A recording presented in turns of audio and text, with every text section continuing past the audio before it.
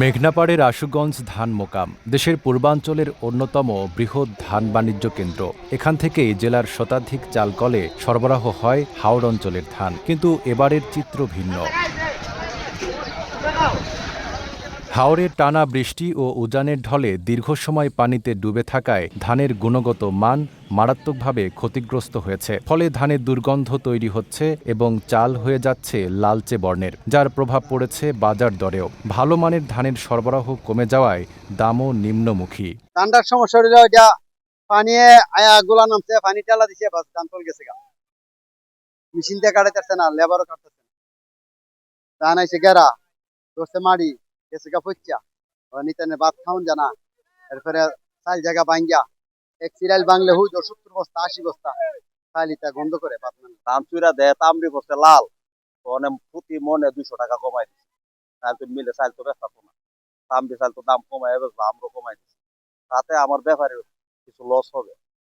আর অনেক কৃষকরা যে ধান পানির তলে গেছে গা, ধান তো কালো হয়েছে, মাটিটা রঙের হয়েছে, রং নষ্ট হয়েছে, আবার কিছু কাঞ্জা গন্ধ করে। এটা দাম কমাই দন লাগে, বেচা বেচা কিনা দাম কম। বর্তমানে মোকামে বিয়ার 28 ধান বিক্রি হচ্ছে মন প্রতি 1100 থেকে 1200 টাকায়, আর বিয়ার 29 ধান 1000 থেকে 1100 টাকা এবং মোটা ধান 900 থেকে 1000 টাকায় বিক্রি হচ্ছে। চালকল মালিকরা বলছেন, মানসম্পন্ন ধানের অভাবে সরকারের খাদ্য গুদামের জন্য উপযোগী চাল উৎপাদন কঠিন হয়ে পড়েছে। বন্যায় শুনে ধান সব রয়ে গেছে, বৃষ্টি ধান হয়ে গেছে তামনি, আর ধান শুকাইতে পারতেছে না, ধান হয়ে গেছে গেরা, আর গুড়ানোর চাউল নিতে পারতেছে না। যে ধান হয়ে গেছে গুড়ানো গেলে চাইল চাইল হয়ে থাকে বলে তামনি সোডারে দুইটা কুলাইতে পারতেছে না। তার কারণে তো আমাদের যারা ব্যবসায়িক আছি আমরা, তারা তো সমস্যা হইতেছে, গুড়ানো চাউল নিতেছে না, তাহলে তো আমার সমস্যা না। অন্যদিকে খাদ্য বিভাগ বলছে, নির্ধারিত মানের বাইরে কোনো চাল গ্রহণের সুযোগ নেই।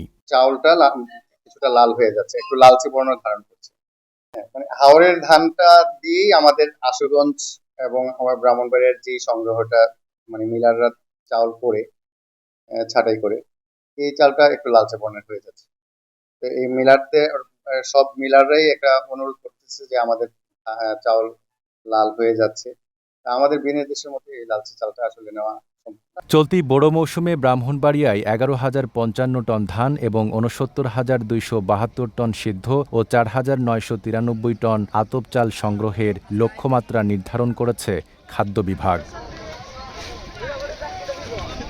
হাওরের ক্ষতির প্রভাব এখন শুধু কৃষক নয়, ছড়িয়ে পড়েছে পুরো চাল সরবরাহ ব্যবস্থায়। আশুগঞ্জ মোকামের এই সংকট কৃষি ও খাদ্য ব্যবস্থার বড় চ্যালেঞ্জ হয়ে উঠতে পারে বলে মনে করছেন সংশ্লিষ্টরা। Desk report, Dhaka post.